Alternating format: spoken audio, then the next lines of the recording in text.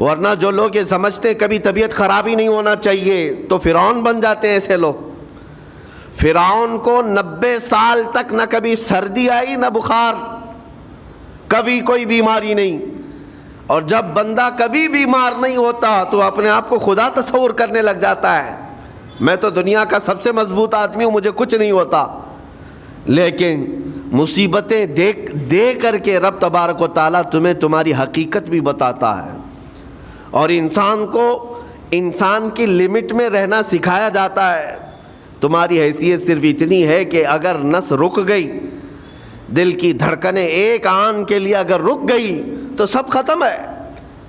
اس لیے تمہیں رب تبارک و تعالیٰ کے حضور جانا ہی ہے، تو صبر بھی سیکھو اور شکر بھی سیکھو۔ آج مصیبتیں اور آفتیں آتی ہیں تو واویلا کرنے والوں کے لیے میرا میسج ہے، اللہ تبارک و تعالیٰ تمہاری ہر بات کو دیکھ رہا ہے۔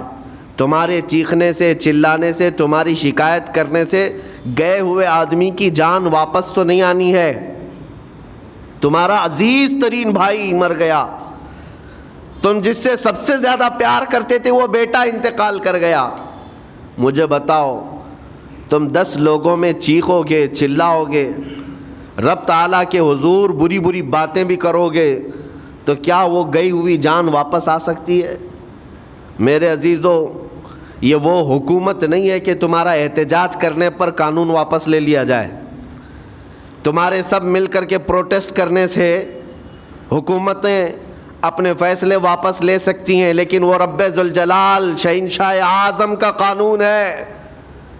وہاں نبیوں کی بھی جو روح لی گئی، وہاں پر اللہ تبارک و تعالیٰ نے اپنے محبوب نبیوں کی بھی روح کو قبض کرنے کا حکم دیا، تو کیا سب کے غم منانے سے وہ روحیں واپس کرنے کا فیصلہ کیا گیا ہے؟ نہیں میرے عزیزو، اس عالم میں، اس کائنات میں پھر کوئی ہمارے رونے چیخنے چلانے سے واپس نہیں آتا۔ ہاں، غم کرنا اپنی جگہ پر ہے، لیکن غم کا شرعی طریقہ کیا ہے؟ میرے آقا صلی اللہ تعالیٰ علیہ وسلم نے بھی غم فرمایا۔ آپ کے عزیز بیٹے سیدنا ابراہیم جب انتقال کر گئے، میرے آقا کی آنکھوں میں آنسو تھے۔ حضور پاک صلی اللہ تعالیٰ علیہ وسلم کی آنکھوں کے سامنے سیدہ خدیجۃ الکبریٰ کا انتقال ہوا، حضور غمگین تھے۔ لیکن غم کا مطلب کبھی یہ نہیں ہوتا کہ اللہ کی بارگاہ میں شکایت کریں، تو نے میرے ساتھ ایسا کیوں کیا؟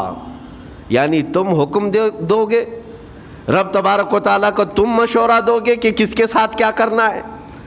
اس لیے ان مواقع پر ہم سب کی آزمائش ہے، ہمارا امتحان ہے۔ ایسے معاملات جب بھی آتے ہیں، دیکھیں میں آپ کو ایک اور باریک بات بتا دیتا ہوں۔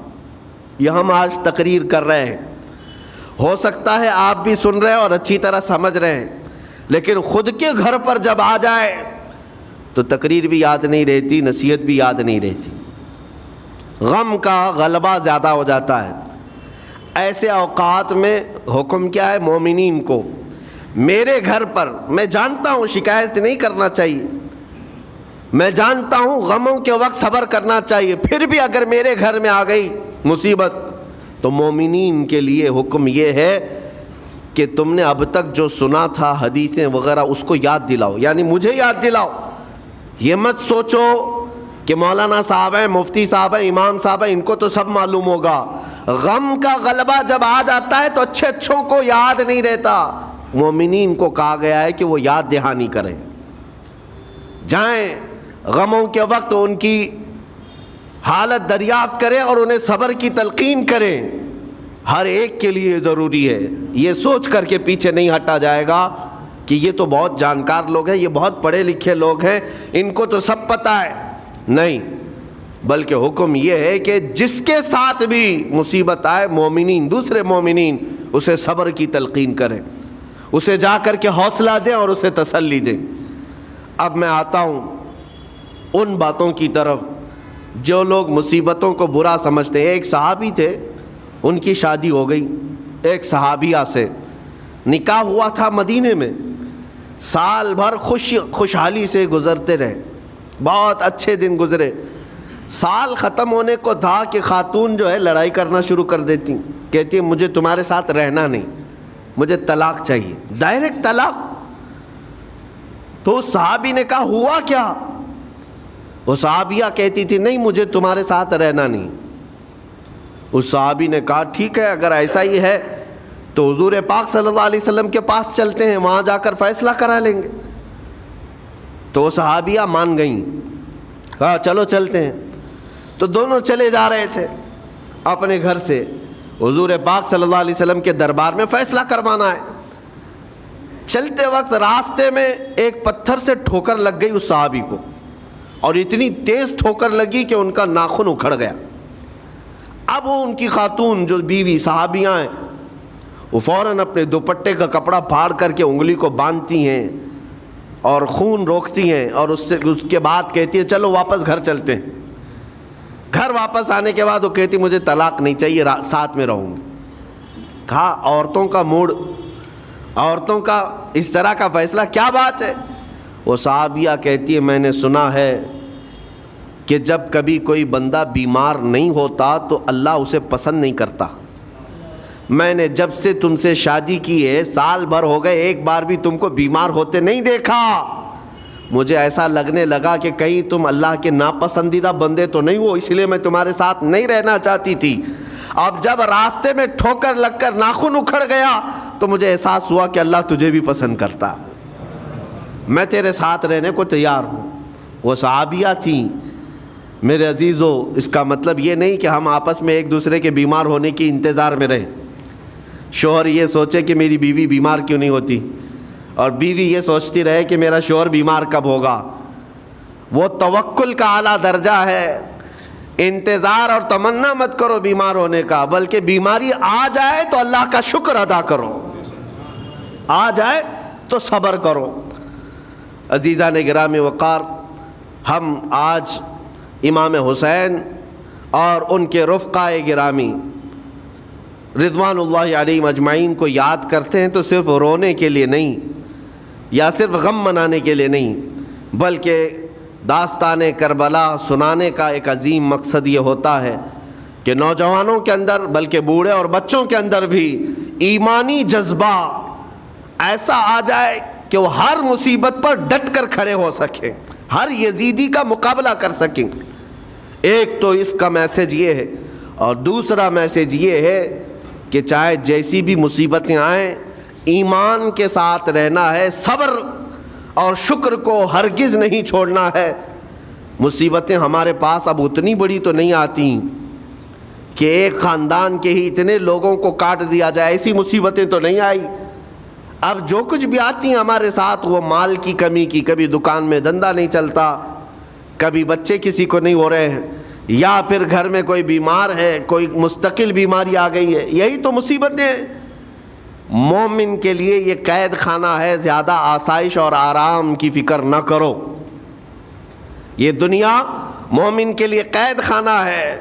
اسی لیے شاعر نے کیا خوب کہا، جب کسی کا انتقال ہوتا ہے، ایک سچے مومن کا انتقال ہوتا ہے تو لوگ کہتے فلاں مر گیا، فلاں مر گیا۔ تو ایک شاعر نے بہت اچھے انداز سے کہا ہے کہ کون کہتا ہے کہ مومن مر گیا؟ جو سچا مومن ہے اس کے لیے کہہ رہا ہوں۔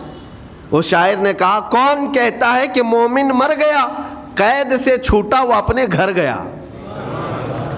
حقیقت تو یہ، قید سے چھوٹا وہ اپنے گھر گیا۔ یہاں دنیا میں زیادہ آسائش، زیادہ آرام کی طلب انسان کو مغرور بنا دیتی ہے، تکبر والا بنا دیتی ہے، گھمنڈی بنا دیتی ہے۔ اور اللہ تبارک و تعالیٰ کی بارگاہ میں ہمیشہ سر بسجود رہنے والا وہ بندہ ہے جو مصیبتوں میں گھرا رہتا ہے۔ کچھ نہ کچھ مصیبتیں ایسی ہیں جو تمہیں مسجد تک لاتی ہیں، قرآن تک لاتی ہیں، تسبیح تک لاتی ہیں، اور کوئی مصیبت نہ ہو، کوئی تکلیف نہ ہو تو پھر جلدی بندہ اللہ کو بھی یاد نہیں کرتا۔ اسی لیے رب تبارک و تعالیٰ کی بارگاہ میں کچھ فرشتے ایسے ہیں، جب تم رو رو کر کے دعائیں کرتے ہو پھر یہ کہتے ہو میری دعا ہی نہیں قبول ہوتی، مولانا آپ کیجئے، میں تو کب سے یہ دعا مانگ رہا ہوں، میری تو دعا ہوتی ہی نہیں، اور آپ کہتے ہیں اللہ تعالیٰ بہت جلدی دعا قبول کرتا ہے۔ یہ نا امیدی تمہاری اللہ تعالیٰ کی ذات سے ہرگز جائز نہیں۔ لیکن میں وجہ بھی بتا دیتا ہوں، کچھ فرشتے ایسے ہیں جو تمہاری دعائیں سن سن کر کے اللہ سے کہتے مولا یہ بندہ کتنا مانگ رہا ہے، تو قبول کیوں نہیں کرتا؟ رب تبارک و تعالیٰ یہ جو مانگ رہا ہے اسے دے کیوں نہیں دیتا؟ رب تعالیٰ فرماتا ہے فرشتوں میں بھی سن رہا ہوں اس کے مانگنے کو، اس کی دعاؤں کو، اگر میں ابھی اس کو دے دوں تو وہ مانگنا بند کر دے گا، اور اس کا مانگنا مجھے اچھا لگتا ہے، جب تک وہ مانگتا رہے گا میں اسے پسند کرتا رہوں گا۔ ایک وجہ یہ بھی ہوتی ہے تم مایوس ہو کر کے چھوڑ دیتے ہو کہ آپ کیا دعا کرنا، اتنے دنوں سے کر ہی رہا تھا، کچھ نہیں ہوتا۔ اگر تمہاری دعاؤں کا اثر جلدی نظر نہیں آتا تو رحمان تمہاری دعائیں سن رہا ہے اور وہ تمہاری دعائیں پسند بھی کر رہا ہے۔ میرے عزیزو، یہ تمام حالات میں آپ اللہ تبارک و تعالیٰ کی بارگاہ میں کثرت سے دعا ہی کریں اور مانگا ہی کریں جب مصیبتیں آئیں۔ آج کے حالات بھی ہماری آزمائش کے حالات ہیں۔ آج کا جو دور ہے وہ بھی ایک یزیدی دور ہے۔ یہاں پر جگہ جگہ جو مسلمانوں کے ساتھ حالات ہیں یہ ہمارے لیے آزمائش کا دور ہے، بہت بڑا امتحان چل رہا ہے۔ ان حالات میں مسلمانوں کو چاہیے وہ اپنے ایمان کے ساتھ ڈٹے رہیں، استقامت۔ مولا حسین کے سبق کو پڑھیں، اس وقت تو ان کی گردنوں پر تلواریں تھیں، ان کے بچوں کے سینے چھدے ہوئے تھے تیروں سے، لیکن وہ ڈٹے ہوئے تھے میرے مصطفیٰ کی شریعت پر۔ آج ابھی تمہارے سینوں پر بندوق کی گولیاں نہیں لگائی گئیں، ابھی تمہارے اوپر اتنی بڑی مصیبتیں نہیں آئیں، لیکن میں پھر بھی دیکھتا ہوں نوجوانوں کو کہ کوئی مصیبت نہ آنے کے باوجود بھی تم اسلام کے ساتھ کھلواڑ کر رہے ہو۔ میرے آقا کی سنتوں کو پیٹ پیچھے پھینک کر کے تم تو بازاروں کی زینت بننا پسند کرتے ہو۔ اکثر لوگوں کو ہم نے دیکھا آج مجرے کرنے والوں کی کثرت یہ ہمارے نوجوان بچوں کی ہے۔ یہ اپنے جسموں کی نمائش کرنا اس کو فیشن سمجھتے نہیں۔ میرے عزیزو، امت مصطفیٰ اور وہ بھی امام حسن اور امام حسین کے غلام اس مردار دنیا پر کبھی بھی اپنی حکومت نہیں چاہتے، اس مردار دنیا کے وہ کبھی خواہش مند نہیں ہوتے۔ لیکن جن نوجوانوں کو آج ہم ان خواہشات کی پیروی کرتے ہوئے دیکھ رہے، افسوس ہوتا ہے، افسوس ہوتا ہے۔ آج کے حالات میں تم بھی سنبھل جاؤ، کیونکہ ایک بہت بڑی جنریشن تمہارے پیچھے ہے اور وہ تمہیں دیکھ کر کے نقل کرے گی۔ اگر آج تمہارا راستہ بگڑ گیا تو یہ جو چھوٹے بچے ہیں وہ بگڑے ہوئے راستے کو ہی اسلام سمجھنے لگ جائیں گے، وہ اسی بگڑے ہوئے راستے کو ہی صحیح راستہ سمجھ بیٹھیں گے۔ اسی لیے آج نوجوانوں کی کثرت میرے آقا صلی اللہ تعالیٰ علیہ وسلم کے عاشقوں کی ہونا چاہیے، اور ان سخت ترین حالات کا مقابلہ باڈی بلڈر نہیں کر سکتا۔ میں آپ کو بتا دوں، ان ظالم یزیدیوں کا مقابلہ کاجو بادام کھانے والا نہیں کر سکتا۔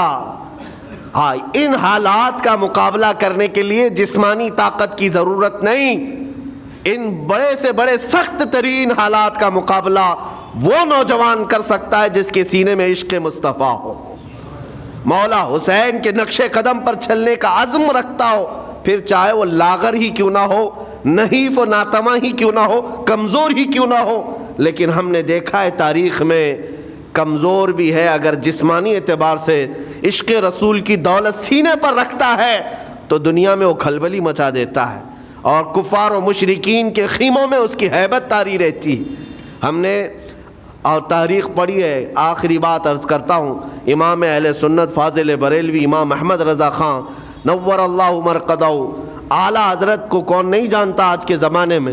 ذرا ان کی سیرت اٹھا کر کے پڑھنا اور پھر یہ بھی دیکھنا کہ جسمانی طاقت ان کی کیسی تھی، جسمانی ساخت کیا وہ چلتے تو لہیم شہیم تھے، اونچے چوڑے اور سینہ بھرا ہوا کہ لوگ صرف جسم کو دیکھ کر کے ڈر جائیں؟ نہیں، اعلیٰ حضرت فاضل بریلوی رضی اللہ تعالیٰ عنہ اس طرح جسمانی بہت اونچی چوڑی صلاحیت کے نہیں تھے، بلکہ بہت ہی ہلکا جسم رکھتے تھے، ہلکا جسم، دبلے پتلے تھے، لیکن جب اپنے حجرے میں بیٹھ کر کے قلم چلاتے تھے تو دنیا کے کونے کونوں میں ان کی گونج ہوتی تھی، اور بڑے بڑے قلعوں میں جو ہے زلزلہ آ جاتا تھا۔ اور سرکار غوث پاک رضی اللہ تعالیٰ عنہ کو کون نہیں جانتا؟ غوث پاک کا حال تو یہ تھا، جسمانی اعتبار سے آپ کی گردن کی ہڈیاں بھی دکھتی تھیں، اتنے دبلے تھے۔ اور کثرت عبادت کی وجہ سے، کثرت مجاہدات کی وجہ سے آپ کا جسم بہت ہی کمزور تھا، بلکہ ایک وقت کا واقعہ بھی ہے کہ آپ چلتے چلتے غش کھا کر گر گئے، چکر آ کر گر گئے۔ جسمانی اعتبار سے اکثر تو آپ پتے کھا کر کے رہے، کھانا بھی نہیں کھایا 40 سال تک، تو جسمانی اعتبار سے کمزور ہونا کوئی معنی نہیں رکھتا، لیکن دنیا یہ بھی جانتی ہے گردن کی ہڈیاں ہی کیوں نہ دکھتی ہوں، ہاتھ و پیر کی ہڈیاں ہی کیوں نہ دکھتی ہوں غوث پاک کی، لیکن روحانی طاقت کا حال یہ ہے کہ کسی قبر کو ٹھوکر لگا دے تو مردہ زندہ ہو جائے۔ اس طاقت کو میں آج آپ کے سامنے کہنے کی بات کر رہا ہوں، عشق مصطفیٰ سینے میں ہو اور سچی عقیدت و محبت حسنین کریمین سے رکھتا ہو، اور پھر اپنے طریقے بدل لے تو بڑے جسم اور ڈیل ڈول بنانے کی ضرورت بھی نہیں آئے گی، مولا کریم تمہارا رعب خود ہی دشمنوں کے دلوں پر ڈالتا ہے۔ اللہ تبارک و تعالی ہم سب کو آئی ہوئی مصیبتوں کا ڈٹ کر مقابلہ کرنے کی توفیق عطا فرمائے، ہم سب کو استقامت عطا فرمائے اور صبر عطا فرمائے اور شکر عطا فرمائے، اور قیام